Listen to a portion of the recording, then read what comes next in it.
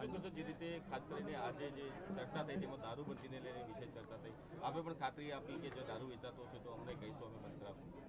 આજે ગાયત્રીગઢ ખાતે આમ તો ઠાકોર સમાજ એક શૈક્ષણિક હેતુ ખાતે મળ્યો હતો અને એની અંદર દારૂબંધીનો પણ એક મુદ્દો આવ્યો હતો।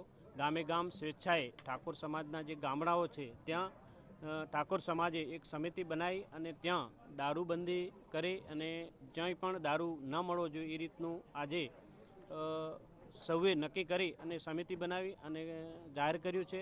અને ક્યાંય પણ મેં પણ ઉલ્લેખ કર્યો છે, ક્યાંય પણ દારૂ મળે તો મને કહેજો અને ત્યાં દારૂ બંધ કરાવડાવશું। અને દારૂ એક ખોટી બધી છે, ત્યાં લોકોને ખૂબ દારૂથી લોકો ખૂબ પરેશાન થતા હોય છે અને આજે ખાસ કરીને ઠાકોર સમાજને શિક્ષણ માટે અને શિક્ષણના હેતુ માટે જે જગ્યા વર્ષોથી પડી હતી એના નિરાકરણ માટે સમાજ ભેળો થયો હતો અને એનો અંતે નિરાકરણ આવી અને એનો નિકાલ આજે સર્વસંમતિથી સમાજે કર્યો છે। અને સમાજ અગાઉ જે પણ સમિતિ બનાવી છે એ સમિતિની અંદર નિર્ણય લઈ અને જે પણ સમાજને શિક્ષણ હેતુ માટે જે પણ કાંઈ કરવું પડે એનો યોગ્ય નિર્ણય લઈ અને સમાજ કરશે।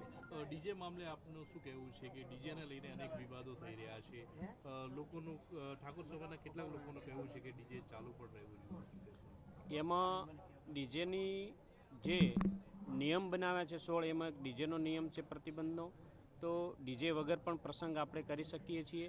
હમણાં જ મારી દીકરી અને મારી ભત્રીજીના લગ્ન થયા, તેમાં મેં જે સમાજના નિયમો છે નિયમો અનુસાર જ કામ કર્યું છે, તો પણ પ્રસંગ સારો એવો ગયો છે અને તમામ સમાજ અભિનંદન પણ આપી રહ્યા છે કે તમે જે પ્રસંગ કર્યો છે એ ખૂબ સરસ કર્યો છે અને આવો જ પ્રસંગ હોવો જોઈએ। ક્યાંક ને ક્યાંક વ્યક્તિગત લાભોના કારણે ડીજેનો વિરોધ થઈ રહ્યો છે, બાકી સમગ્ર ઠાકોર સમાજ ડીજે ન વગાડવું એ માટે સમર્થનમાં છે। ઓકે સાહેબ।